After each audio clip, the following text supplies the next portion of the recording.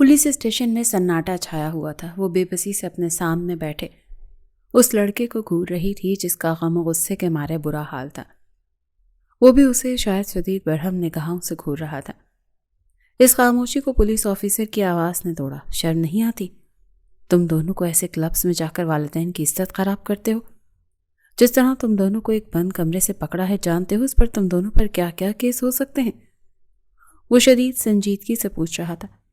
Xavier ने कुछ कहने के लिए लब खोले जब रुमैसा बोल पड़ी। आपने जो भी देखा वो बस गलतफहमी थी। हमारा ऐसा कोई ताल्लुक नहीं है। अब मुझे जाने दें। आपने कब से हम दोनों को यहाँ पर बंद रखा हुआ है, और अगर आपको ज़्यादा ही तफ्तीश करनी है तो इसी से करें, मगर मुझे जाने दें, मुझे घर जाना है। वो शदीद आजिज़ आ चुकी थी कि जावियर ने दांत पीस कर उसे देखा। पुलिस ऑफिसर ने नफ़ी में सर हिलाया। घर तो आप लोग तभी जाएंगे जब अपना रिश्ता डिक्लेयर करेंगे, इससे पहले तो कहीं नहीं जाएंगे। अब दोनों अपने घर वालों का नंबर दें ताकि हम आपके घर वालों को बुलाकर आपके करतूत उन्हें बता सकें। पुलिस ऑफिसर शदीद संजीदा था। घर वालों का नंबर देने वाली बात पर रुमैसा एकदम खामोशी से पीछे जाकर बेंच पर बैठ गई, जबकि जावियर ने कुछ कहने की कोशिश की मगर फिर कुछ सोचते हुए खामोश हो गया। और अब वो अपने बड़े भाई का नंबर दे रहा था ताकि वो आकर उसे इस अजाब से बाहर निकाल सके। मालूम नहीं किसी ने उसके भाई से रब्ता किया था या नहीं, लेकिन आधा घंटा मज़ीद गुजर गया था और अभी तक किसी का कोई भी नामो निशान नहीं था। रुमैसा अब छत को घूरती न जाने क्या सोच रही थी जब उसके सामने आकर खड़ा हुआ। ये सारा तुम्हारा कसूर है, तुम्हारी वजह से मैं यहाँ पर कैद। एक बार मुझे बाहर जाने तो तुम्हारा अच्छे से इलाज करूँगा। जावियर शदीद गुस्से के आलम में रुमैसा पर ही फट पड़ा। रुमैसा ने चेहरा उठाए उसे देखा। वो भी गुस्से से उठ खड़ी हुई। मैंने क्या किया है बताओ ज़रा। भूलो मत कि तुम भी उसी क्लब में थे जहाँ पर मैं थी। रुमैसा की बात पर जावियर को तब चढ़ गई। मैं वहाँ किसी काम से गया था, तुम्हारी तरह नहीं कि वहाँ किसी कमरे में ऐसी हालत में पड़ा हूँ। वो क्या कहने की कोशिश कर रहा था रुमैसा अच्छे से समझ रही थी, और ना चाहते हुए भी उसके चेहरे पर शदीद गुस्से के तासुरात नुमाया हुए। उसे ऐसा महसूस हुआ जैसे जावियर की ये अल्फाज उसके सीने में पिघले हुए शीशे की तरह उतर रहे हैं। अपनी बकवास बंद करो और ख़बरदार मुझे कुछ उल्टा सीधा कहने की कोशिश की। मैं वहाँ किसी अय्याशी के लिए नहीं जाती, सुकून लेने के लिए जाती हूँ। इससे पहले जावियर कोई जवाब देता, पुलिस ऑफिसर की आवाज़ ने उन दोनों को अपनी जानिब मुतवज्जे किया जो हवालात के इस पार खड़ा था। लगता है तुम दोनों के घर वालों को तुम्हारी कोई फिक्र ही नहीं, ना ही तुम दोनों के घर वालों में से कोई आया है। इसीलिए हमने फैसला किया है कि तुम दोनों का निकाह करवाएंगे, क्योंकि जिस हाल में तुम दोनों एक कमरे से मिले हो, तुम लोग यहाँ से बगैर निकाह के नहीं जा सकते। वो सख्ती से हुक्म सुना रहा था। जहाँ जावियर को झटका लगा, वही रुमैसा शदीद हैरत से पुलिस ऑफिसर को देखती रह गई। निकाह, वो भी इस जैसी लड़की से? मैं तो कभी ना करूं। जावियर ने शदीद हकारत से उसे देखते हुए अपना फैसला सुनाया। रुमैसा जब्त करती रह गई। और मुझे भी कोई शौक़ नहीं है तुमसे निकाह करने का, और मैं ऐसी वैसी लड़की नहीं हूँ। खुदा गवाह है कि मैं कैसी हूँ या मेरा किरदार कैसा है। तुम भी तो वहीं क्लब में थे। ऐसे तो मैं भी यही कहूँगी कि तुम भी नीच घटिया इंसान हो। रुमैसा ने भी अपने अल्फाज से उसे खूब जलील करने की कोशिश की, मगर शायद वो जब्त कर गया था। इससे पहले वो कुछ कहने की कोशिश करता, पुलिस ऑफिसर ने दोनों को खामोश रहने की हिदायत दी। मैंने पहले यहाँ तुम दोनों को लड़ने के लिए नहीं कहा। अगर दोनों चाहते हो कि तुम दोनों को फ़ौरन हवालात से आज़ाद कर दिया जाए तो उसका एक ही हल है कि निकाह करो। निकाह करने के बाद ही तुम लोग उस पुलिस स्टेशन से बाहर निकल सकते हो। और अगर तुम दोनों ही सच्चे हो और दोनों ही अच्छे इंसान हो, तो दोनों ही कोई गुनाह नहीं किया, तो दोनों ही बाकिरदार हो, तो फिर निकाह करने में कोई हर्ज नहीं होना चाहिए। मौलवी साहब आ रहे हैं, तब तक निकाह करने के लिए अपना जहन बना लो, वरना सारी रात इसी हवालात में रहोगे और कोई छुड़वाने के लिए नहीं आएगा। और सिर्फ हवालात में ही नहीं रहना पड़ेगा, तुम दोनों को ऐसे संगीन जराइम के हवाले से जेल तक हो सकती हैं। इसलिए अगर आज़ादी चाहते हो तो निकाह तो करना ही पड़ेगा। ऑफिसर अपना फैसला सुनाकर जा चुका था और रुमैसा का दिल चाहा वो किसी दीवार में अपना सर दे मारे। और जावियर का उससे ज़्यादा गुस्से से बुरा हाल था। मैं तुम्हें छोड़ूंगा नहीं, बस एक बार मुझे यहाँ से निकल लेने दो, फिर मैं तुमसे सारे अगले पिछले हिसाब बराबर करूँगा। वो उंगली उठाए शदीद गुस्से के आलम में कहता हुआ हवालात से बाहर निकल गया। کیونکہ ایک لیڈی کانسٹیبل حوالات کا دروازہ کھول چکی تھی۔ رمیسا ضبط کے کڑوے گونج پڑتی اس کے پیچھے ہی حوالات سے باہر نکل آئی، اور مجبوری میں ان دونوں کو وہ نکاح کرنا پڑا۔ ابھی نکاح کو 5 منٹ ہی ہوئے تھے جب تیز قدموں سے ذیشان شاہ پولیس اسٹیشن میں داخل ہوا۔ اسے دیکھ کر زاویار نے سکون کی سانس لی۔ وہ فوراً ذیشان کے گلے لگ گیا۔ شکر ہے بھائی آپ آ گئے، ورنہ ان لوگوں نے تو میری جان عذاب کرتی تھی۔ زاویار نے فوراً ان دونوں کو بیل کروائی۔ یہ کون ہے؟ اس نے رمیسا کی طرف دیکھ کر پوچھا۔ یہی تو مصیبت کی جڑ ہے، اسی وجہ سے تو مجھے وہ لوگ پکڑ کر یہاں پر لائے، اور اس بدتمیز کی وجہ سے ان لوگوں نے زبردستی میرا اس سے نکاح کروا دیا۔ زاویار کے لہجے میں صاف ظاہر تھا کہ اسے رمیسا سے شدید نفرت محسوس ہو رہی تھی، جبکہ اس کے برعکس ذیشان نے اسے گھورتے ہوئے رمیسا کی طرف رخ کیا۔ گڑیا آپ کون ہو اور کیا سین ہے یہ؟ اس نے اب نرمی سے اس سے پوچھا۔ میرا نام رمیسا ہے اور یہ کچھ زیادہ ہی مجھے غلط سمجھ رہا ہے بھائی، ایسا کچھ نہیں ہے۔ اس نے بھی ذیشان کو عزت دیتے ہوئے بھائی کہا۔ میں بس وہاں پر صرف کلب میں تھی، ہم دونوں غلطی سے ایک کمرے میں بند ہو گئے، تبھی پولیس کی ریڈ پڑ گئی اور وہ زبردستی ہمیں پولیس اسٹیشن لے آئے، ہمیں حوالات میں بند کر دیا۔ انہوں نے کہا کہ ہم ایک صورت میں ہی یہاں سے جا سکتے ہیں جب ہمارا نکاح ہوگا، اور انہوں نے ہمارے درمیان کوئی غلط تعلق سمجھتے ہوئے ہمارا نکاح کروا دیا۔ بس اس سے زیادہ اور کوئی بھی حقیقت نہیں ہے، مگر شاید آپ کے بھائی کا دماغ خراب ہو گیا ہے، اسی لیے اسے لگ رہا ہے کہ اس کی طرح ہر دوسرا انسان غلط ہے۔ اگر زاویار کو اس پر غصہ تھا تو رمیسا کے لہجے میں بھی زاویار کے لیے کوئی خاص محبت نہیں تھی، اور وہ بھی اس سے نفرت سے ہی بات کر رہی تھی۔ ذیشان نے گہری سانس لی۔ اچھا ٹھیک ہے، آپ مجھے اپنا ایڈریس بتاؤ، میں آپ کو بھی گھر چھوڑ دیتا ہوں، اس نے نرمی سے کہا، کیونکہ اب وہ اس کے بھائی کے نکاح میں تھی۔ اس کی منقوہہ تھی تو وہ اتنی رات کو اسے اکیلے گھر نہیں بھیجنا چاہتا تھا۔ تو رمیسا نے اسے اپنا ایڈریس بتایا۔ وہ تینوں پولیس اسٹیشن سے باہر نکل گئے۔ وہ دونوں بھائی فرنٹ سیٹ پر بیٹھے تھے اور رمیسا پیچھے بیٹھی تھی اور کسی گہری سوچ میں کھوئی ہوئی تھی۔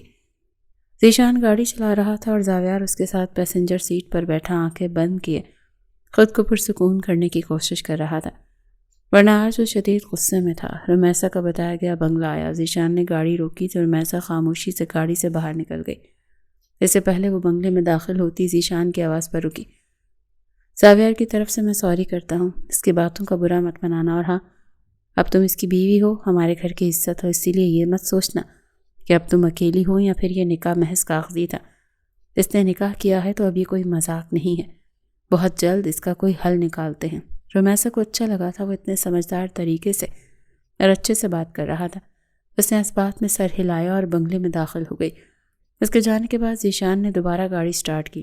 کیا ضرورت تھی آپ کو یہ کہنے کی کہ آپ اس مسئلے کو فکس کریں گے؟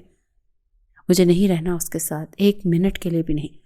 میرا بس چلتا تو میں سے وہیں پولیس اسٹیشن میں کھڑے کھڑے طلاق دے دیتا، لیکن صرف آپ کے لحاظ میں میں خاموش رہا، مگر اب میں خاموش نہیں رہوں گا۔ آپ نہیں جانتے وہ لڑکی ہر دوسرے دن کلب میں پائی جاتی ہے، نہ جانے کس کس کے ساتھ اس نے وقت گزارا ہوگا، اور آپ اس لڑکی کو میرے سر پر مسلط کرنے کی کوشش کر رہے ہیں۔ وہ شدید غصے میں آیا تھا۔ ذیشان نے گہری سانس لے کر اسے دیکھا۔ تم بھی تو ہر دوسرے دن کلب میں جاتے ہو، ایسے تو کوئی بھی لڑکی تمہارے بارے میں یہ سوچ سکتی ہے کہ تم بھی کسی نہ کسی غلط نیت سے یا پھر اپنی ہوس مٹانے کے لیے وہاں پر جاتے ہو۔ تو بتاؤ کیا پھر ایسا نہیں ہے؟ ذیشان شدید سنجیدہ تھا۔ آپ اچھے سے جانتے ہیں بھائی، میں وہاں پر صرف اپنے مشن کو مکمل کرنے کے لیے جاتا ہوں، اپنے ٹارگٹ کو ڈھونڈنے اور اس کا پیچھا کرنے کے لیے۔ آپ تو اچھے سے جانتے ہیں میں ایک سیکریٹ انڈر کور ایجنٹ ہوں۔ وہاں پولیس اسٹیشن میں میرا بس نہیں چل رہا تھا کہ میں اس آفیسر کی گدی مروڑ دوں جس نے زبردستی میرا نکاح کروا دیا۔ وہ بھی جانتا نہیں تھا کہ میں کون ہوں، مجھے اپنی پہچان چھپا کر رکھنی تھی، اسی لیے میں خاموش رہا۔ زاویار کا غصہ کسی صورت کم ہونے کا نام نہیں لے رہا تھا۔ ذیشان ہلکا سا مسکرایا۔ ایگزیکٹلی، یہی تو پوائنٹ ہے۔ اگر تم وہاں پر اپنے کسی کام کے لیے جاتے ہو تو ضروری تو نہیں کہ وہ لڑکی بھی کسی غلط کام کے لیے ہی وہاں ہو۔ کیا پتہ وہاں جانا اس کی کوئی مجبوری ہو، یا کیا پتہ وہ وہاں جا کر کسی سے کوئی بات کرتی ہو۔ ضروری نہیں کہ کلب میں جانے والا ہر انسان ہی برے کردار کا مالک ہے۔ اب وہ تمہاری بیوی ہے، اس کے عیبوں پر پردہ ڈالنا، اس کی عزت کرنا تم پر فرض ہے۔ اب اس بارے میں میں کوئی بحث نہیں سنوں گا، زاویار میں کہہ چکا ہوں۔ اس سے پہلے زاویار دوبارہ کوئی بحث کرنے کے لیے منہ کھولتا، ذیشان کی بات نے اس کی بولتی بند کروا دی۔ ذیشان شاہ اور زاویار شاہ دونوں بھائی تھے۔ ذیشان 30 سالہ خوبصورت اور سمجھدار بزنس مین تھا، جبکہ زاویار 25 سالہ انڈر کور ایجنٹ تھا، وہ بھی بے حد ہینڈسم، وجیح اور پرکشش۔ دونوں بھائی خوبصورتی میں ایک سے بڑھ کر ایک تھے۔ ان کے والدین کا چند سال پہلے کار ایکسیڈنٹ میں انتقال ہو گیا تھا۔ دونوں بھائی ہی تھے اور چند مہینے پہلے ہی ذیشان کی شادی کی تھی، اور اس کی بیوی نازیہ بھی بے حد اچھی لڑکی تھی۔ وہ ذیشان کے آفس میں کام کرتی تھی اور ذیشان کو وہ پسند آ گئی تھی اور جلد ہی ذیشان نے اس سے شادی کر لی۔ گھر میں وہ 3 لوگ رہتے تھے، مگر زاویار ذیشان کے ساتھ ساتھ نازیہ کا بھی بہت لاڈلا تھا۔ وہ اسے بالکل چھوٹے بھائیوں کی طرح ہی ٹریٹ کرتی تھی۔ ویسے تو دونوں کی عمر ایک جیسی ہی تھی، مگر چونکہ وہ ذیشان کی بیوی تھی اسی لیے رشتے میں زاویار سے بڑی تھی، اور زاویار وہ صرف اسی لیے بڑی بہن سمجھتا ہی نہیں بلکہ اسے بڑی بہن کی طرح ٹریٹ کرتا تھا۔ اس کی بہت عزت کرتا تھا اور اپنے مشن کے سلسلے میں وہ اکثر کلب جاتا تھا، اور ایسے ہی آج بھی وہ کلب گیا تھا جب وہ ایک لڑکے کا پیچھا کرتے غلطی سے خالی کمرے میں چلا گیا۔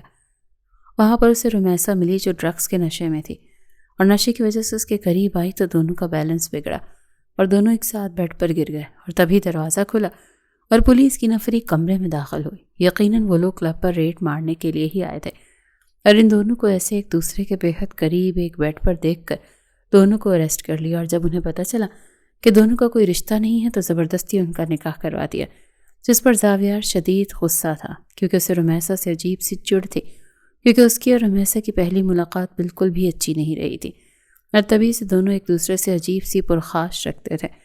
ان کے گاڑی کا رخ اب شاہ ہاؤس کی طرف تھا، جہاں یقیناً نازیہ ان دونوں بھائیوں کا انتظار کر رہی ہوگی۔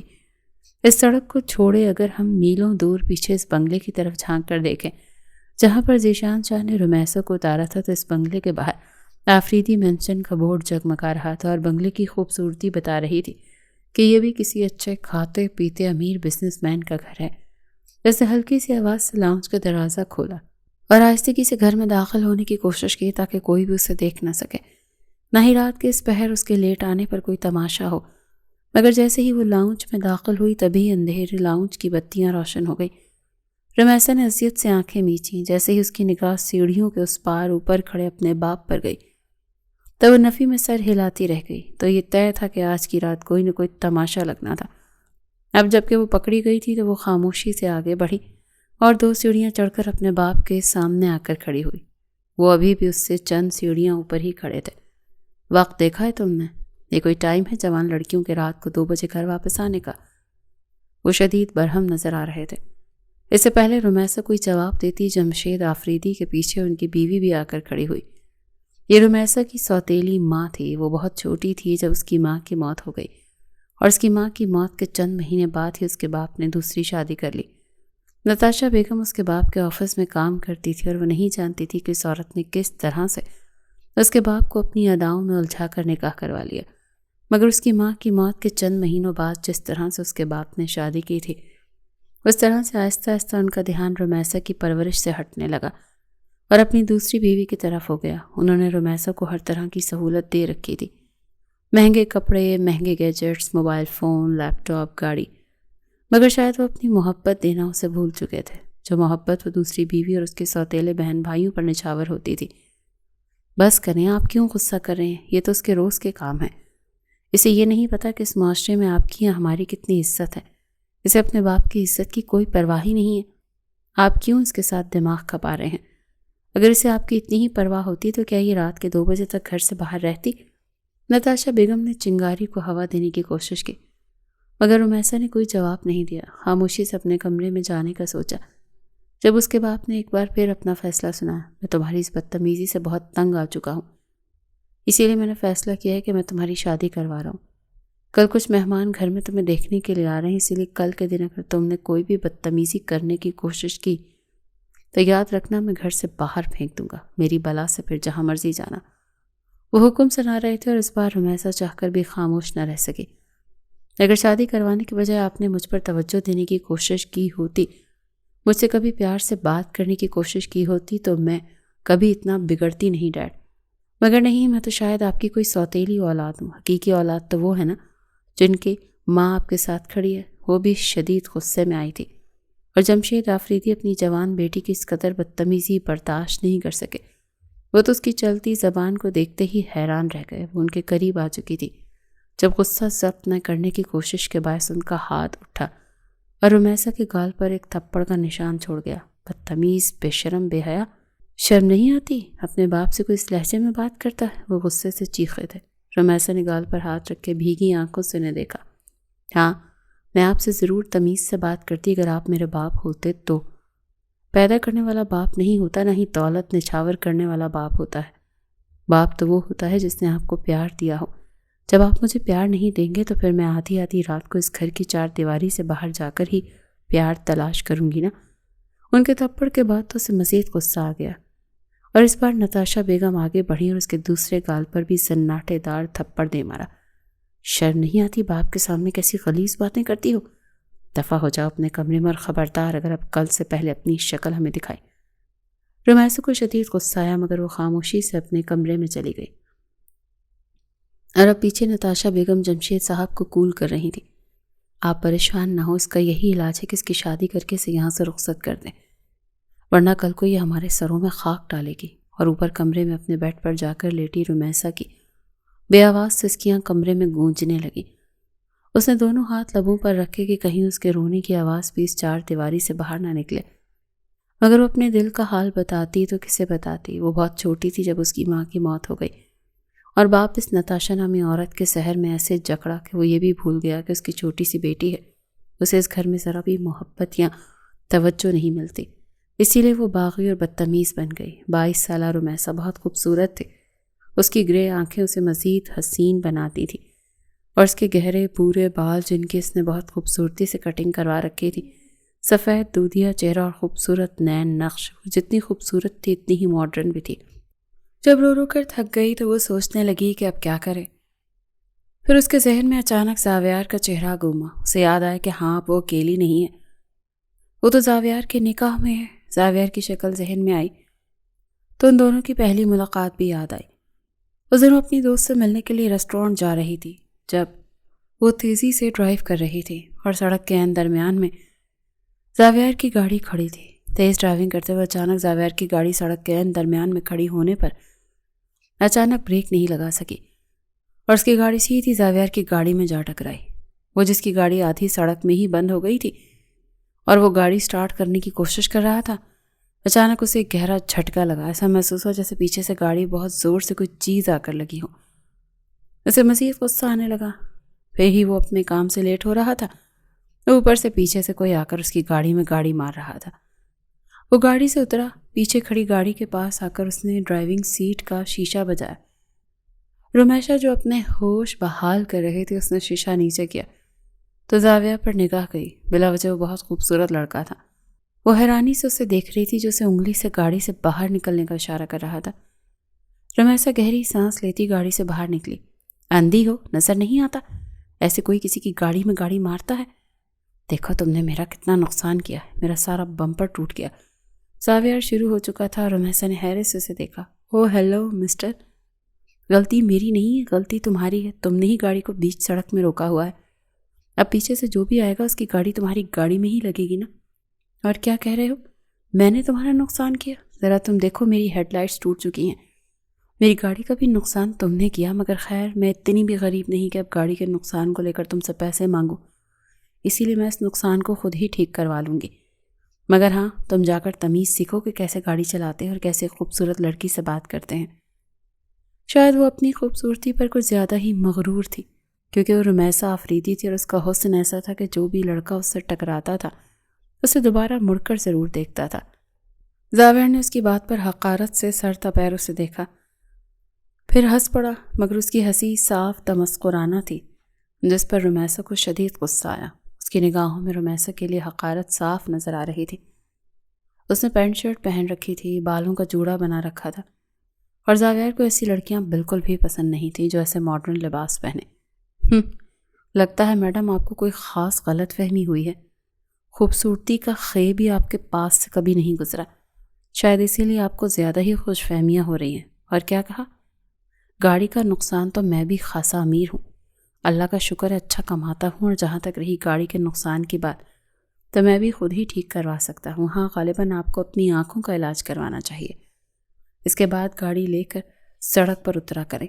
वो उसकी शदीद इंसल्ट करता हुआ बिना रुमैसा पर दूसरी निगाह डाले अपनी गाड़ी में जाकर बैठा और दोबारा गाड़ी स्टार्ट करने की कोशिश की तो इस बार उसकी गाड़ी स्टार्ट हो गई। वो वहाँ रुका नहीं और उसकी गाड़ी लम्हों में सड़क पर से गायब हो गई اور رمیسا پیچھے کھڑی حیرت سے اس کی دور جاتی گاڑی کو دیکھتی رہ گئی۔ اسے شدید حیرانی ہوئی تھی کیونکہ وہ رمیسا آفریدی تھی جسے کوئی لڑکا اگنور نہیں کرتا تھا، اور وہ پہلا لڑکا تھا جس نے رمیسا کو اگنور کیا تھا۔ نہ ہی اس پر رمیسا کی خوبصورتی کا کوئی اثر ہوا تھا، مگر پھر گہری سانس لیتی وہ گاڑی میں بیٹھی اور اسے یاد آیا کہ وہ ریسٹورانٹ جا رہی تھی، اور اب اس نے اپنی گاڑی کا رخ ریسٹورانٹ کی جانب موڑا۔ سڑک کا وہ منظر ہوا میں تحلیل ہوا تو دوبارہ اس کے بیڈ روم کا منظر ابھرا۔ رمیسا اب اپنے سارے آنسو صاف کرتی ہوئی بیڈ سے اٹھ چکی تھی، کیونکہ اب اسے احساس ہو رہا تھا کہ وہ کسی کے نکاح میں ہے، وہ کسی کی بیوی ہے۔ اب کوئی چاہ کر بھی زبردستی کسی سے بھی اس کی شادی نہیں کروا سکتا، نہ چاہتے ہوئے بھی اس کے لبوں کو ایک ہلکی سی مسکراہٹ نے چھوا۔ اس روز سڑک پر اس کی زاویار سے پہلی ملاقات ہوئی تھی، اور اس کے بعد کلب میں اس کی دوسری ملاقات زاویار سے ہوئی تھی۔ وہ اس کمرے میں ڈرگز کے نشے میں تھی جب زاویار کمرے میں داخل ہوا، اور نشے میں وہ سیدھا اس کے سینے سے جا لگی۔ شاید وہ ہوش میں ہوتی تو ایسا نہ کرتی۔ زاویار اس سے دور ہونے کی کوشش کر رہا تھا، مگر رمیسا نے اسے جکڑ رکھا تھا، اور پھر وہ دونوں اپنا بیلنس برقرار نہ رکھ سکے اور بیڈ پر گر گئے، اور تبھی پولیس وہاں آ گئی، اور جیسے ہی ٹھنڈا بالٹی بھر پانی رمیسا کے چہرے پر پڑا تو فوراً سے اس کا سارا نشہ چھو منتر ہو گیا، مگر اس میں ان دونوں کا نکاح کروا دیا گیا۔ شاید یہ رمیسا کے حق میں لیے بہتر تھا، اب وہ اس نکاح کا استعمال اپنے فائدے کے لیے کر سکتی تھی۔ اس نے پہلے کیوں نہیں سوچا؟ وہ شدید پرسکون ہو چکی تھی، اور اب سکون سے اپنے بیڈ پر لیٹی وہ سونے کی کوشش کر رہی تھی۔ ہاں، وہ بات الگ تھی کہ اس کے دونوں گال سوزش کا شکار تھے، جہاں پر ابھی تھوڑی دیر پہلے اسے دو تھپڑ پڑ چکے تھے، مگر شاید اب وہ اس بدتمیزی کی عادی ہو چکی تھی۔ باہر شہر پر رات کی تاریکی اب دن کی روشنی میں بدل رہی تھی۔ آفریدی ہاؤس پر اگلی صبح کا آغاز ہو چکا تھا۔ رمیسا نے اس وقت خوبصورت ٹراؤزر شرٹ پہن رکھا تھا۔ وہ اس پینٹ شرٹ جیسے لباس سے تو بہت زیادہ بہتر تھا۔ اس نے چھوٹے سے اسٹالر کو گلے میں مفلر سٹائل میں لے رکھا تھا، اور اپنے کچھ ضروری کپڑے اور اپنا کچھ ضروری سامان وہ پیک کر چکی تھی۔ جب اس کے کمرے کے دروازے پر دستک ہوئی اور ملازمہ کمرے میں داخل ہوئی، اسے جمشید صاحب کا پیغام دیا کہ نیچے لاؤنج میں کچھ مہمان موجود ہیں اور وہ نیچے لاؤنج میں آ کر ان سے مل لے۔ ملازمہ کی بات پر اس نے اسبات میں سر ہلاتے اسے جانے کا اشارہ دیا اور خود مسکرا دی، یعنی کہ رشتہ دیکھنے والے آ چکے تھے۔ رمیسا نے ہلکا سا میک اپ بھی کر رکھا تھا۔ خاموشی سے وہ بیگ کمرے میں ایک سائڈ پر رکھتی ہوئی کمرے سے باہر نکلی۔ سیڑھیاں اترتی وہ نیچے آئی تو جمشید آفریدی کے ساتھ ہی نتاشا بیگم بیٹھی ہوئی تھی۔ ان کے سامنے ہی 2-3 لوگ تھے، ان میں سے ایک 50 سالہ ادھیڑ عمر کا مرد بیٹھا تھا۔ رمیسا نے حیرت سے اسے دیکھا۔ اسے مرد کہنا بھی شاید کسی مرد کی توہین تھی، وہ تو بوڑھا نظر آ رہا تھا۔ وہ لاؤنج میں آئی تو بنا کسی کو سلام کیے سیدھا جمشید صاحب کو مخاطب کیا۔ آپ نے مجھے بلایا ڈیڈ؟ کوئی کام تھا؟ اس نے تیز لہجے میں پوچھا کہ جمشید آفریدی نے غصے سے اسے گھورا۔ انہیں یہ امید نہیں تھی کہ وہ ایسے مہمانوں کے سامنے بھی بدتمیزی پر اتر آئے گی، مگر نتاشا بیگم نے اس وقت سمجھداری کرتے ہوئے معاملہ ہینڈل کرنے کی کوشش کی۔ ہاں رمیسا، یہ مسٹر فرید صاحب ہیں، شہر کے امیر بزنس مینز میں ان کا شمار ہوتا ہے، اور انہوں نے تمہاری تصویر دیکھ رکھی تھی، تم انہیں بہت پسند آئی ہو اور یہ تم سے شادی کرنا چاہتے ہیں، اسی لیے ہم نے انہیں گھر انوائٹ کر لیا کہ تم ان سے آ کر مل لو۔ تم لوگ چاہو تو بات کر سکتے ہو۔ نتاشا بیگم کی بات پر اس نے حیرانی سے اس 50 سالہ بوڑھے کو دیکھا۔ یہ وہ لڑکا ہے جس سے آپ میری شادی کروانا چاہتی ہیں؟ اسے نہایت تیز لہجے میں نتاشا بیگم کو گھورتے ہوئے پوچھا، جنہوں نے مسکرا کر اس بات میں سر ہلا۔ بالکل، میں مسٹر فرید صاحب کی ہی بات کر رہی ہوں۔ تو نتاشا بیگم کی بات پر رمیسا ہنس پڑی۔ سوری ٹو سے ڈیئر اسٹیپ مدر، انہیں لڑکا کہنا بھی لڑکے کی توہین ہے۔ اتنا کہتے ہوئے جھٹکے سے اس شخص کی طرف پلٹی۔ ارے انکل، آپ کی اب آرام کرنے کی عمر ہے، آخر کی تیاری کریں آپ کے دونوں پاؤں تو قبر میں لٹکے ہوئے ہیں، اور آپ مرنے کی عمر میں شادی کی خواہشیں پال رہے ہیں، اور میں تو آپ کی پوتی کی عمر کی ہوں۔ تھوڑی سی شرم کرنی چاہیے نا آپ کو۔ اگر شادی کرنی ہی ہے تو میری اسٹیپ مدر جیسی عورت کو ڈھونڈے نا۔ ان کی بات پر جہاں فرید صاحب کا چہرہ غصے سے لال ہوا، وہیں نتاشا بیگم اور جمشید صاحب کا بھی پارا ہائی ہوا۔ شاید انہیں امید نہیں تھی کہ وہ مہمانوں سے اس قدر بدتمیزی سے بات کرے گی۔ نتاشا بیگم فوراً صوفے سے اٹھ کھڑی ہوئی۔ رمیسا، واٹ از دس بیہیویئر؟ فوراً فرید صاحب سے معافی مانگو اپنے اس رویے کی۔ وہ بنا کسی لحاظ کیے اس بار غصہ ضبط نہیں رکھ سکی اور سختی سے کہہ رہی تھی، مگر سامنے بھی رمیسا آفریدی کھڑی تھی۔ میں نے ایسی کوئی غلط بات نہیں کی ڈیئر اسٹیپ مدر کہ میں معافی مانگوں۔ خیر مجھے بہت سارے کام ہیں، میں چلتی ہوں۔ انکل آپ اللہ اللہ کرائیں، آپ شادی کرنے کے چکروں میں؟ وہ پورے دانت دکھاتی شرارتی لہجے میں کہتی سیڑھیاں چڑھتے اوپر چلی گئی۔ وہ جانتی تھی کہ اس کے جانے کے بعد 5 منٹ بھی نہیں گزرے ہوں گے جب اس کے باپ کے گیسٹ جا چکے ہوں گے اور نیچے ہی اس کا باپ اور اس کی سوتیلی ماں غصے سے لال بھبوکا ہو کر اس کی کلاس لینے کا سوچ رہے ہوں گے۔ ٹھیک 5 منٹ بعد وہ اپنا بیگ پکڑتے ہوئے سیڑھیاں اترتی نیچے آئی تو اس کی سوچ کے عین مطابق اس کا باپ غصے سے لاؤنج میں چکر کاٹ رہا تھا۔ اسے دیکھتے ہی وہ پھٹ پڑے۔ بہت ہو گئی بدتمیزیاں، میں تمہاری بدتمیزیاں اب مزید برداشت نہیں کروں گا۔ تم بتا ہی دو آخر چاہتی کیا ہو تم؟ وہ پھٹ پڑے تھے۔ رمیسا نے سکون سے آگے بڑھتے ان کے سامنے ٹیبل پر اپنا موبائل، گاڑی کی چابیاں، اپنے تمام کریڈٹ کارڈز رکھے۔ میں کچھ نہیں چاہتی، آپ کی محبت چاہتی تھی مگر اب اس کی بھی چاہت نہیں رہی۔ آپ کی دولت کا تو 1% بھی نہیں ہے، اور ابھی اور آج سے ہی میں آپ کا گھر چھوڑ کر ہمیشہ کے لیے جا رہی ہوں، کیونکہ آپ جیسا گھٹیا باپ میں نے آج تک زندگی میں نہیں دیکھا، جو اپنی عمر کے آدمی سے اپنی بیٹی کی شادی کروائے صرف دولت اور بزنس کے لیے۔ کبھی آپ مجھے پیار تو دے نہیں سکے، رحم بھی نہیں کر سکتے مجھ پر، اسی لیے مجھے اب آپ کے گھر میں رہنا ہی نہیں ہے۔ یہ گھر، یہ دولت، جائیداد، آپ اور آپ کی محبت، سب کچھ آپ کی اس بیوی اور ان کے بچوں کو ہی مبارک ہو۔ میں چلتی ہوں۔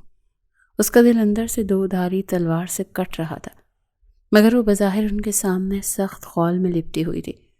جمشید صاحب کا غصہ سوا نیزے پر پہنچ چکا تھا۔ بہت اچھی بات ہے، دفع ہو جاؤ میرے گھر سے۔ ویسے بھی میں تم جیسی نافرمان اولاد کو یہاں 1 منٹ بھی برداشت نہیں کروں گا۔ جب ایک ہی رات میں سڑکوں کے دھکے کھاؤ گی نا تو پھر یہی باپ اور اس کی یہی آسائشات یاد آئیں گی۔ پھر واپس یہاں مت آنا، میں تمہیں اس گھر میں داخل ہی نہیں ہونے دوں گا۔ وہ حیران تھی کہ اس کے باپ کو ابھی بھی اپنی انا، اپنا غرور ہی عزیز تھا۔ نہ چاہتے ہوئے بھی رمیسا کے لبوں کو ایک تلخ سی مسکراہٹ نے چھوا۔ فکر مت کریں، یہ نوبت کبھی نہیں آئے گی۔ میں سڑکوں پر بھوکی رہنا، بھوکی مرنا برداشت کروں گی، مگر اب کبھی بھی پلٹ کر آپ کی دہلیز پر نہیں آؤں گی۔ اور جہاں تک رہی بات اولاد کے حقوق کی، تو یہ معاملہ میں اللہ پر چھوڑتی ہوں۔ آخرت کے دن وہی میرا حساب آپ سے لیں گے۔ اتنا کہتے وہ اپنا بیگ پکڑے بنا کسی کو دیکھے خاموشی سے گھر سے باہر نکل گئی۔ تکلیف تو بہت ہوئی تھی کہ وہ اپنے باپ سے محبت کرتی تھی، مگر اس بدلے میں کبھی بھی محبت نہیں ملی، اسی لیے یہ رشتوں کی زنجیر پہلے ہی بہت کچی تھی۔ کل کوئی اور توڑ دیتا، اس سے پہلے اس نے خود ہی یہ زنجیر اپنے ہاتھوں سے توڑ دی تھی، مگر وہ جانتی تھی کہ اب اسے کہاں جانا ہے۔ ویسے بھی اللہ کی زمین بہت بڑی تھی، کم سے کم وہ اپنے اس مغرور باپ کے پاس واپس نہیں آئے گی، یہ وہ سوچ چکی تھی۔ وہ ٹیکسی سے باہر نکلی اور چہرہ اٹھا کر اتنی بڑی شاہ انٹرپرائزز کی کمپنی کو دیکھا۔ وہ جانتی تھی کہ اس کا مطلوبہ شخص یہیں پر ملے گا۔ گہری سانس لیتے ہوئے وہ اس بلڈنگ میں داخل ہوئی۔ اپنے آفس میں بیٹھے ذیشان کے ٹیبل پر پڑا ریسیور بج اٹھا۔ اس نے ریسیور اٹھا کر کان سے لگایا، ساتھ ہی اس کا دھیان سامنے کھلے لیپ ٹاپ پر تھا۔ وہ ساتھ ہی کوئی ضروری کام بھی کر رہا تھا جب اس کی سیکرٹری نے بتایا کہ سر کوئی مس رمیسا آپ سے ملنے کے لیے آئی ہیں، اور وہ کہہ رہی ہیں کہ وہ آپ کے بھائی زاویار کی منکوہ ہیں۔ اپنی پرسنل سیکرٹری کی بات سنتے ہی بورڈ پر چلتی ذیشان شاہ کی انگلیاں ساکت ہیں۔ اس نے حیرت اور بے یقینی سے آفس سے باہر نگاہ دوڑائی۔ ہاں ٹھیک ہے، اندر بھیج دو اسے۔ وہ شدید حیران ہوا تھا کہ رمیسا اس کے آفس تک آ گئی۔ سب ٹھیک تو ہو؟ کہیں پر زاویار نے کوئی الٹا سیدھا کام نہ کر دیا ہو۔ اس نے کل رات زاویار کو سمجھایا تو تھا کہ اسے اب اس رشتے کو سیریس لینا چاہیے۔ 2 منٹ بعد ہی دروازہ کھلا اور رمیسا اندر داخل ہوئی۔ اسے دیکھتے ہی ذیشان اپنی کرسی سے اٹھا۔ السلام علیکم بھائی، کیسے ہیں آپ؟ اس نے مسکرا کر سلام کیا۔ وعلیکم السلام گڑیا، میں ٹھیک ہوں، آؤ بیٹھو۔ اس نے سامنے کرسی پر بیٹھنے کا اشارہ کیا تو رمیسا وہاں پر بیٹھ گئی۔ سب ٹھیک ہے، کوئی بات تھی تو مجھے کال کر لیتی، آفس آنے کی کیا ضرورت تھی؟ رمیسا نے بے بسی سے اسے دیکھا۔ میرے پاس آپ کا نمبر نہیں تھا۔ اس کی بات پر ذیشان نے سر پر ہاتھ مارا۔ اوہ سوری، میں تمہیں اپنا نمبر دینا ہی بھول گیا۔ رمیسا نے نفی میں سر ہلایا۔ کوئی بات نہیں، میں آپ سے ایک اہم بات کرنے کے لیے آئی ہوں۔ وہ سنجیدہ ہوئی تو ذیشان نے اس بات میں سر ہلایا اور سنجیدگی سے اسے بولنے کا کہا اور خاموشی سے اس کی بات سننے لگا۔ رمیسا نے اپنے باپ کا رویہ اور ایسے 50 سالہ بوڑھے انسان سے رشتہ کرنے کی بات بھی بتا دی۔ میرا وہاں دم گھٹ رہا تھا، میں مزید وہاں نہیں رہنا چاہتی تھی، اسی لیے میں گھر چھوڑ کر آ گئی ہوں۔ اب میرے پاس کوئی ٹھکانہ نہیں ہے اور میں چاہتی ہوں کہ اب آپ مجھے اپنے گھر میں زاویار کی بیوی کی حیثیت سے جگہ دے دیں۔ میں وہاں رہنا چاہتی ہوں کیونکہ میرا آپ دونوں بھائیوں کے سوا دنیا میں کوئی نہیں ہے۔ ذیشان کو شدید دکھ ہوا تھا کہ ایک باپ اپنی بیٹی کے ساتھ ایسا کیسے کر سکتا ہے۔ جو بھی تھا، لیکن آپ کو ایسے گھر چھوڑ کر نہیں آنا چاہیے تھا۔ اچھی بیٹیاں ایسے گھر چھوڑ کر نہیں نکلتی۔ اگر آپ کا زاویار سے نکاح نہیں ہوا ہوتا تو کیا کرتی آپ ویسے مجھ سے ملنے آتی، مجھے بتاتی، میں خود عزت سے آپ کو زاویار کے ساتھ رخصت کر کے گھر لے کر آتا۔ لیکن خیر، اب آپ چھوڑ آئی ہیں تو کوئی بات نہیں۔ اس نے افسوس سے نفی میں سر ہلایا۔ آپ پریشان مت ہو، میرے گھر کے دروازے ہمیشہ آپ کے لیے کھلے ہیں۔ زاویار کی بیوی آپ بعد میں ہو، پہلے میرے لیے میری بہن ہو، اور میں نے تو پہلی ملاقات میں ہی آپ کو اپنی بہن بنا لیا تھا، اسی لیے پریشان ہونے کی ضرورت نہیں۔ ایک کام کرتے ہیں، ابھی میں آپ کو گھر چھوڑ آتا ہوں۔ مگر رمیسا کچھ پریشان لگ رہی تھی۔ لیکن بھائی، اگر زاویار نے مجھے اپنے گھر میں اپنی بیوی کی حیثیت سے قبول نہ کیا تو میں کیا کروں گی؟ ذیشان سمجھ سکتا تھا کہ اس کی پریشانی کی وجہ کیا ہے۔ آخر وہ زاویار کے دم پر ہی تو وہاں پر جا رہی تھی، اور اگر شوہر ہی اس کا نہیں ہوگا تو پھر اس کے گھر میں ٹھہرے گی کیسے؟ فکر مت کرو، میرے ہوتے ہوئے تو میں وہاں سے نکالنے کے بارے میں کوئی سوچ بھی نہیں سکتا۔ زاویار تو شاید ابھی اپنے کام کے لیے نکلا ہوا ہے، وہ رات کو آئے گا تو پھر اس سے بات کریں گے۔ ذیشان کی بات پر رمیسا کو کچھ حوصلہ ہوا۔ اب وہ اس کے ساتھ اس کے آفس سے باہر نکل رہی تھی، اور کچھ دیر بعد ہی ذیشان اسے اپنے ساتھ لے کر شاہ ہاؤس میں داخل ہوا۔ بلا شبہ شاہ ہاؤس بہت ہی خوبصورت تھا۔ لاؤنج میں ہی نازیہ بیٹھی ہوئی تھی۔ رمیسا نے حیرت سے اتنی خوبصورت لڑکی کو دیکھا۔ شاید اسے امید نہیں تھی کہ گھر میں کوئی جوان لڑکی بھی ہوگی۔ انہیں دیکھتے نازیہ اٹھ کھڑی ہوئی۔ رمیسا، اس سے ملو، یہ میری وائف ہے نازیہ، اور نازیہ یہ رمیسا ہے، زاویار کی بیوی۔ ذیشان کی بات پر نازیہ نے بے حد حیرت سے رمیسا کو دیکھا۔ کیا زاویار نے شادی بھی کر لی اور مجھے بتانا بھی گوارا نہیں کیا؟ وہ شدید خفا ہوئی تھی تو ذیشان مسکرا پڑا۔ ارے ایسا کچھ نہیں ہے۔ پھر اس نے مختصر الفاظ میں رمیسا اور زاویار کے نکاح کی کہانی سنا دی، اور یہ بھی بتایا کہ رمیسا بھی اپنا گھر چھوڑ آئی ہے اور کتنی پریشان ہے۔ تو نازیہ کو حقیقی افسوس ہوا۔ تم فی الحال رمیسا کو زاویار کا کمرہ دکھا دو اور اسے کھانا وغیرہ بھی دو۔ رات کو زاویار آتا ہے تو اس سے بات کریں گے، اور گڑیا آپ جاؤ کمرے میں ریسٹ کرو، کھانا وغیرہ کھاؤ، پھر شام کو بات کریں گے۔ تو ذیشان واپس اپنے کمرے میں چلا گیا۔ رمیسا نے مسکرا کر اس کا شکریہ ادا کیا اور پھر نازیہ کے ساتھ سیڑھیاں چڑھتی اوپر چلی گئی تو ذیشان واپس اپنے آفس چلا گیا۔ وہ اب زاویار کے کمرے میں کھڑی تھی اور شدید حیران ہو رہی تھی۔ اس کا کمرہ بے حد خوبصورت تھا۔ اسے امید نہیں تھی کہ اتنے غصے والا زاویار شاہ اپنے کمرے کو اتنا آرگنائز رکھتا ہوگا۔ وہ اب قدم قدم چلتی دیوار کے پاس آ کر کھڑی ہوئی جہاں پر زاویار کی خوبصورت سی تصویر لگی ہوئی تھی۔ تمہارے بیڈ روم تک تو پہنچ گئی ڈیئر ہسبینڈ، اب تمہارے دل تک پہنچنا باقی ہے۔ اس نے مسکرا کر ایک سرگوشی کی، کیونکہ وہ جانتی تھی کہ جب تک وہ زاویار کے دل میں جگہ نہیں بنا لے گی تب تک کچھ بھی ٹھیک نہیں ہوگا، اور اب اسے ہر حال میں زاویار کا دل جیتنا تھا، کیونکہ کہیں نہ کہیں وہ زاویار کو پسند کرتی تھی اور پہلی ملاقات سے ہی کرتی تھی۔ مگر یہ بات اس نے کبھی کسی کے سامنے آیا نہیں ہونے دی، یہاں تک کہ وہ زاویار کے سامنے بھی ایسا ہی رویہ رکھتی تھی کہ زاویار یہ سمجھے کہ وہ اس سے نفرت کرتی ہے۔ مگر سچ تو یہ تھا کہ وہ اس کی خوبصورتی اور اس کے سحر میں جکڑ کر اس کے لیے پاگل سی ہو گئی تھی، اور شاید خدا نے اس کی چاہت جان لی تھی اور اسی لیے خدا نے اس شخص کو اس کا محرم بنا دیا۔ اسے آج تک کسی رشتے سے محبت نہیں ملی تھی، بس شوہر آخری رشتہ تھا۔ اسے امید تو تھی کہ زاویار کبھی نہ کبھی اس سے محبت تو کرے گا ہی، مگر وہ یہ نہیں جانتی تھی کہ زاویار کی محبت حاصل کرنے سے پہلے اسے بہت ساری تکلیفوں سے گزرنا ہوگا۔ رات کا اندھیرا سارے شہر کو اپنی لپیٹ میں لے چکا تھا۔ شاہ ہاؤس کے لاؤنج کے دروازے کھلے اور زاویار گھر میں داخل ہوا۔ لاؤنج میں ہی نازیہ اور ذیشان بیٹھے تھے۔ وہ ان کے پاس آ کر بیٹھا اور دونوں کو سلام کیا۔ کچھ دیر ادھر ادھر کی رسمی باتوں کے بعد ذیشان سیدھا مدعے پر آیا۔ میری بات غور سے سنو زاویار۔ زاویار نے حیرت سے ذیشان کو دیکھا۔ وہ کافی سے زیادہ ہی سنجیدہ تھا۔ رمیسا اپنا گھر چھوڑ کر یہاں پر آ گئی ہے، اور زاویار کو شدید حیرت کا دھچکا لگا تھا۔ کیا؟ اس کی ہمت کیسے ہوئی ہمارے گھر میں داخل ہونے کی؟ اسے شدید غصہ آیا تھا۔ ذیشان نے گھور کر اسے دیکھا۔ پہلے تو یہ اپنا غصہ قابو کرنا سیکھو۔ تمہاری بیوی کوئی تھرڈ کلاس مجرم نہیں جس پر تم سارا غصہ نکالو، اور اگر اتنا ہی غصہ آتا ہے تو سارا غصہ گھر سے باہر نکال کر آیا کرو۔ اس کا باپ اس کی شادی کسی بوڑھے سے کروا رہا تھا اور اس کے گھر والے اس کے ساتھ اچھا سلوک نہیں کر رہے تھے۔ وہ وہاں پر محفوظ محسوس نہیں کر رہی تھی، اسی لیے تمہارے نکاح میں ہوتے وہ تمہارے پاس آ گئی اور فی الحال تمہارے کمرے میں ہے، اور میں بتا رہا ہوں کہ وہ یہیں پہ رہے گی، اور اب میں کسی قسم کی کوئی بھی بدمزگی نہیں چاہتا۔ تم اس سے کوئی بھی مسائل ہیں تو اس کے ساتھ بیٹھ کر سارٹ آؤٹ کرو، اور سمجھدار مرد بنو، کیونکہ اب تم اس کے محرم ہو تو وہ تمہارے پاس حفاظت کے لیے آئی ہے۔ وہ تمہاری پناہ میں رہنا چاہتی ہے، اس کے لیے محافظ بننا، دشمن بننے کی کوشش مت کرنا۔ زاویار خاموشی سے ذیشان کی ساری باتیں ہضم کرنے کی کوشش کر رہا تھا۔ اس کا بڑا بھائی تھا، وہ اس کی بہت عزت کرتا تھا اور اس سے بدتمیزی نہیں کرنا چاہتا تھا، نہ ہی کبھی کی تھی۔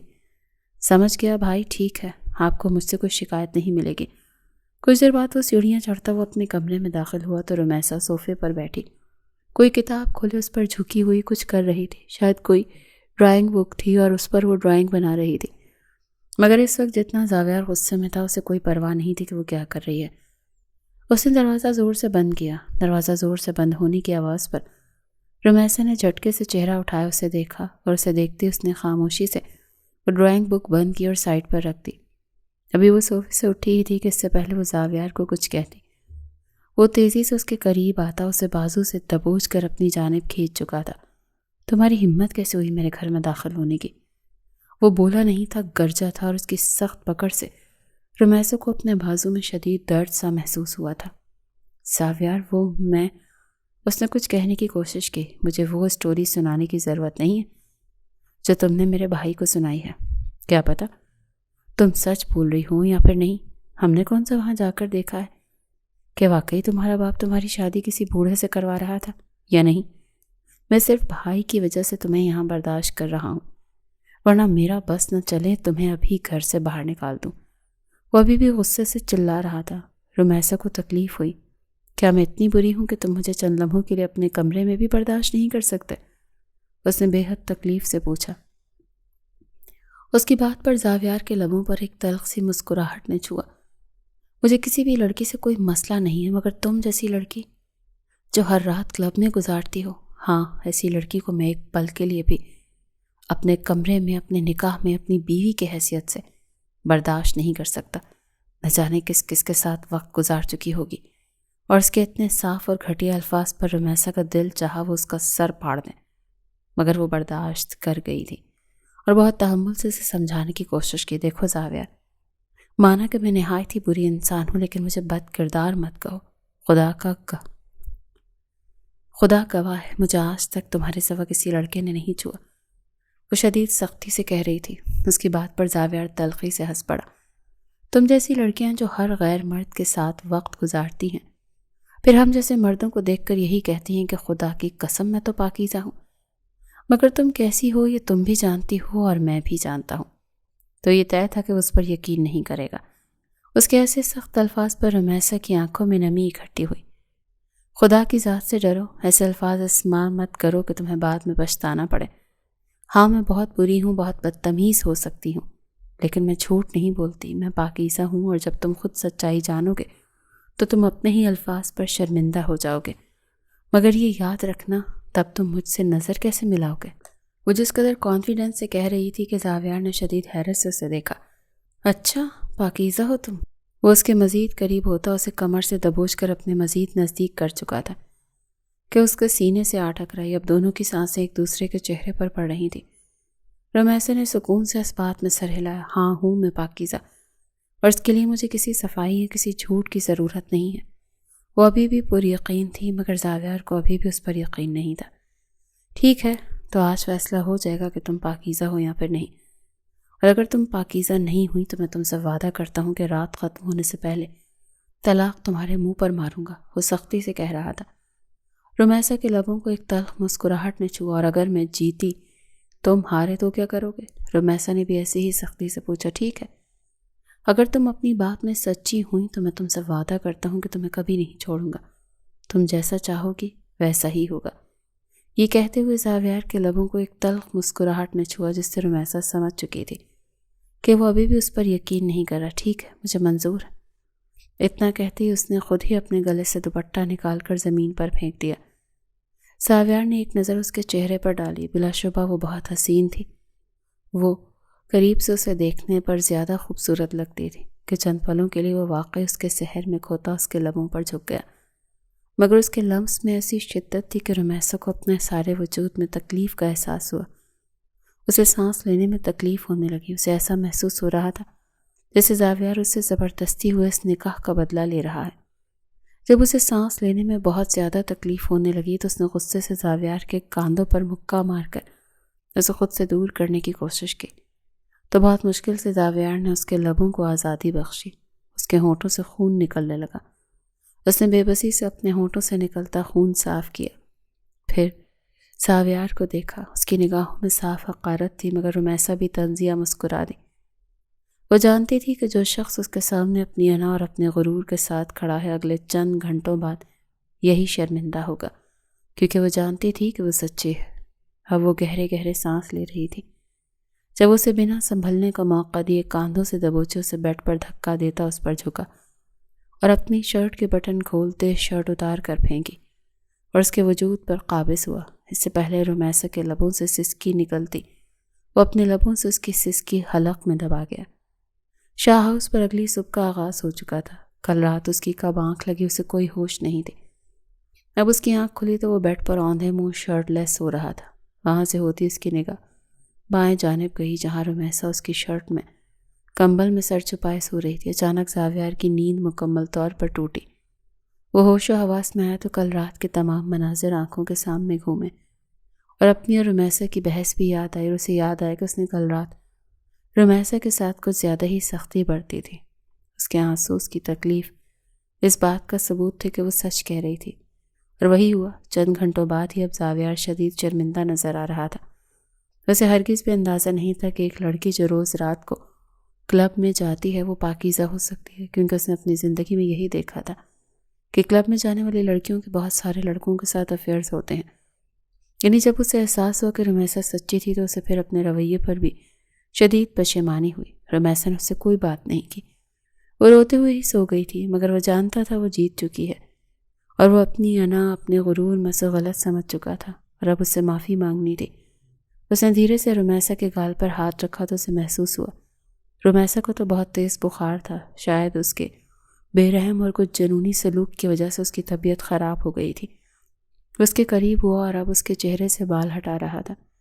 جب اس کی انگلیوں کے لمس سے رمیسا کی کچی نیند ٹوٹی، اس کی نگاہ زاویار کے بازو سے ہوتی زاویار کے چہرے تک گئی۔ زاویار کی آنکھوں میں شدید اور صاف پشیمانی دیکھ سکتی تھی۔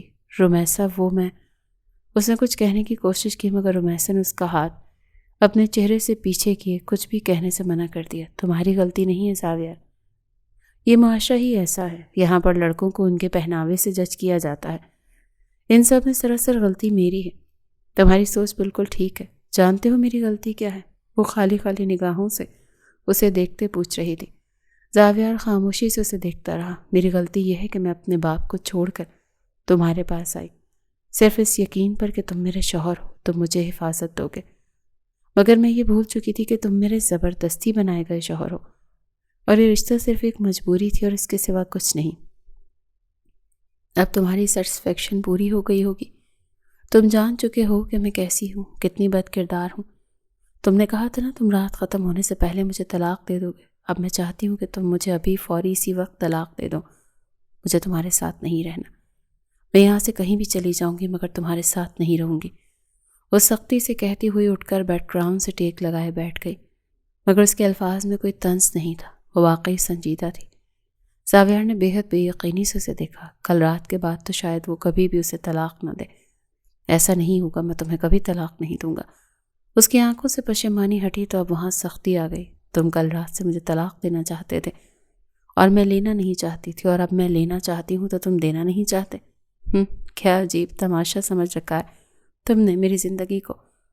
میں کہہ چکی ہوں نا کہ اب میں تمہارے ساتھ نہیں رہوں گی۔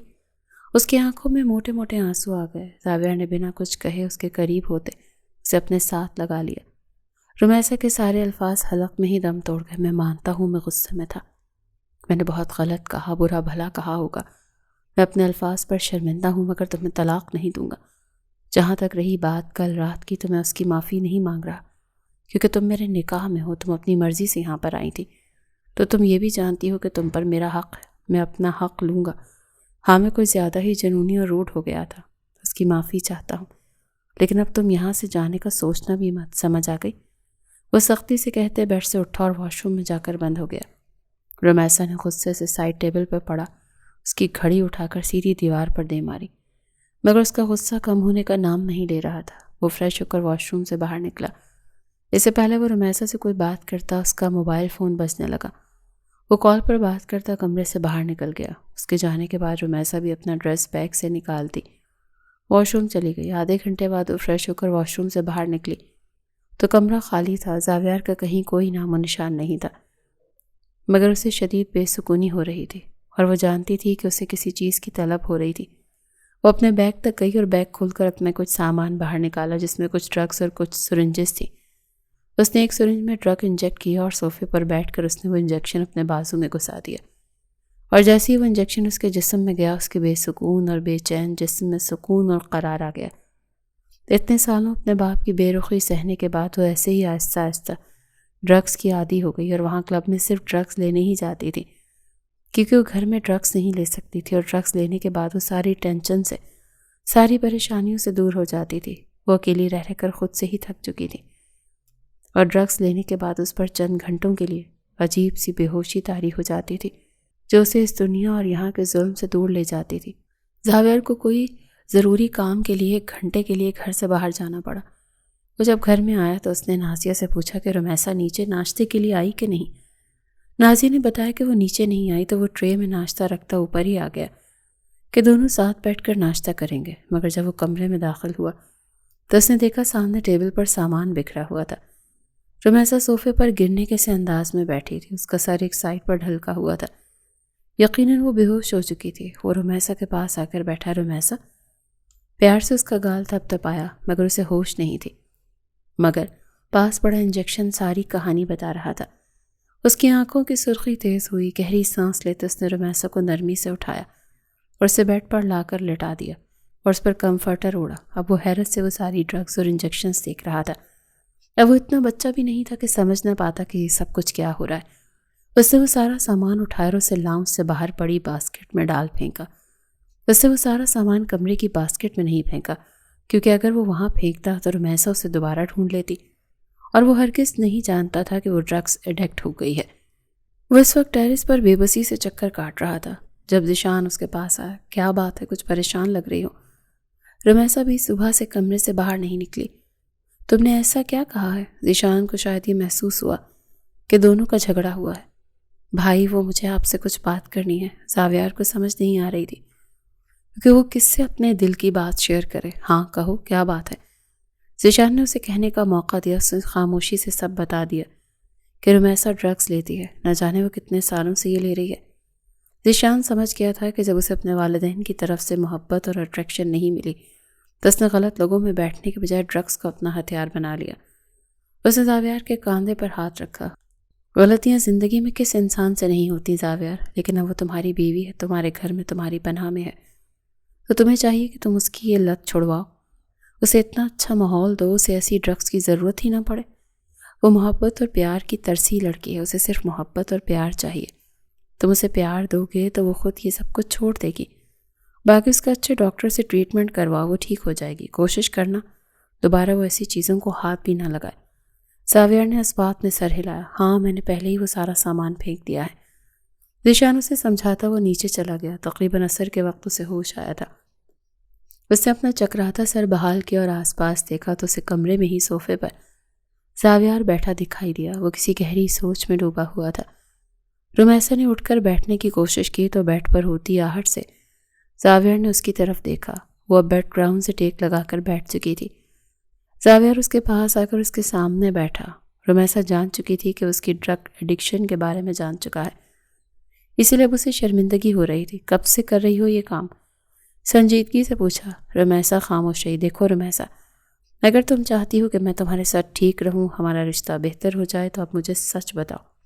میں واقعی تم سے محبت کرنا چاہتا ہوں، لیکن مجھے پہلے سچائی جاننی ہے۔ مجھ پر بھروسہ رکھو۔ اگر تم یہاں پر سب کچھ چھوڑ کر صرف میرے لیے اس گھر میں آئی ہو تو تمہیں چاہیے کہ تم مجھ پر بھروسہ بھی رکھو۔ اس نے نرمی سے رمیسا کا ایک ہاتھ اپنے ہاتھ میں لیا۔ شاید رمیسا کو امید نہیں تھی کہ زاویار اس سے اس قدر نرمی سے بھی بات کر سکتا ہے۔ یہ زاویار کل رات والے زاویار سے بہت الگ تھا۔ اس کی نرمی پر رمیسا نے سب بتا دیا، اپنی زندگی کی ہر بات، یہ بھی کہ وہ کیسا محسوس کرتی تھی۔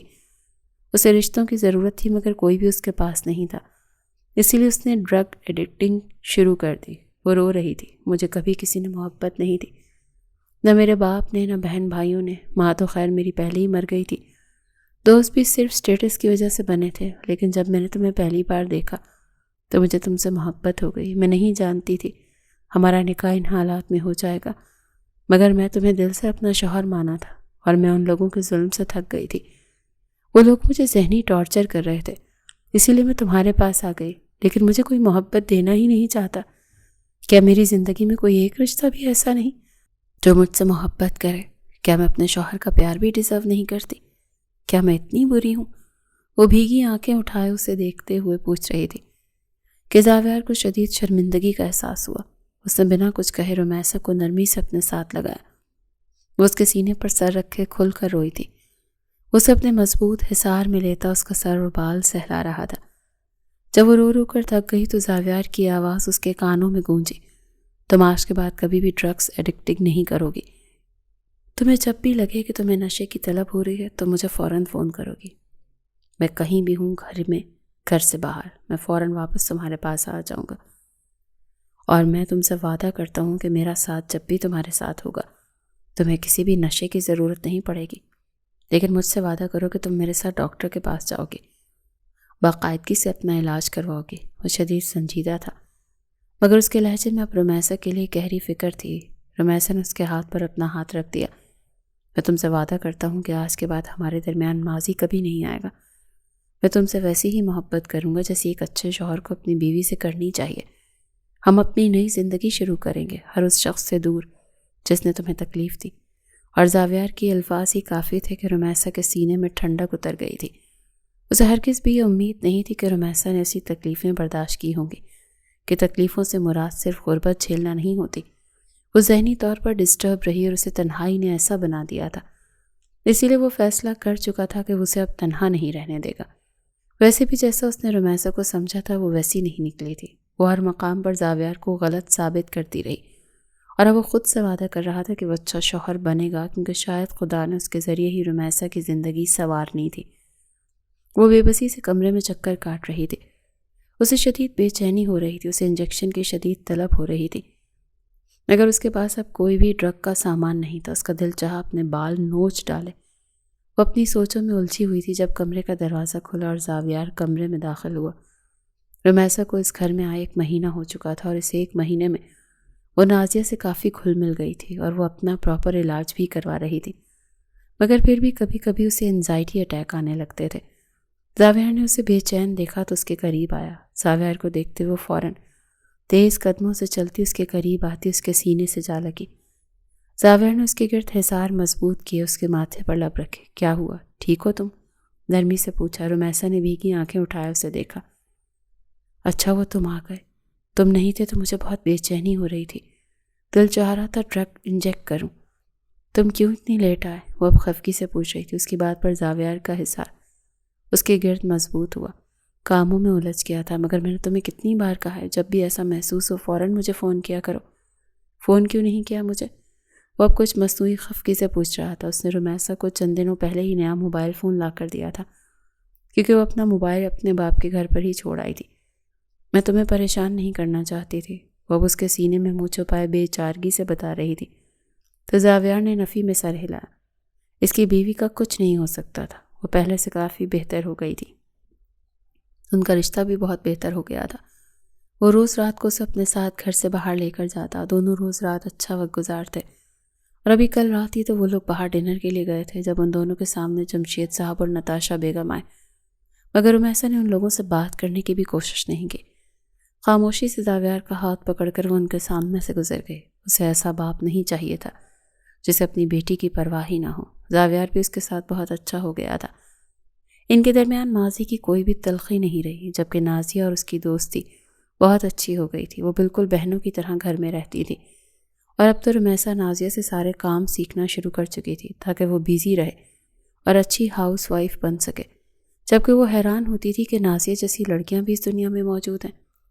ایک طرف نازیہ تھی جو ایک امیر شخص کے آفس میں کام کرتی تھی اور غریب خاندان سے تھی، اور اس کے باس نے خود اس سے نکاح کا پیغام دیا اور اس سے نکاح کیا، اور اس نے ذیشان سے شادی کرنے کے بعد اس کے گھر کو سنوار دیا، اس کے بھائی کو اپنا بھائی سمجھا۔ جبکہ دوسری طرف نتاشا بیگم جیسی عورتیں ہوتی ہیں جو اپنے امیر باس کو دیکھ کر اسے اپنی محبت کے جال میں پھانس کر ان سے نکاح کر کے انہیں اپنے پیچھے ایسے لٹو لگا لیں گی کہ جمشید صاحب جیسے لوگ اپنی ہی خونی رشتوں کو بھول جائیں، جیسے وہ اپنی بیٹی سے غافل ہو گئے۔ امیری یا غریبی کا فرق نہیں ہوتا، سوچ صرف انسان کی ذہنیت کی ہوتی ہے۔ نازیہ نے ثابت کیا تھا کہ اچھی لڑکیاں بھی اس دنیا میں موجود ہیں، جبکہ زاویار نے یہ ثابت کیا تھا کہ اگر آپ کے پاس اچھے رشتے ہیں اور وہ آپ سے محبت کرتے ہیں تو پھر آپ کو کسی بھی نشے کی ضرورت نہیں رہتی۔ نشے کی بے چینی ختم کرنے کے لیے حصار یار ہی کافی ہے، وہ جو محفوظ اور مضبوط حصار ہے۔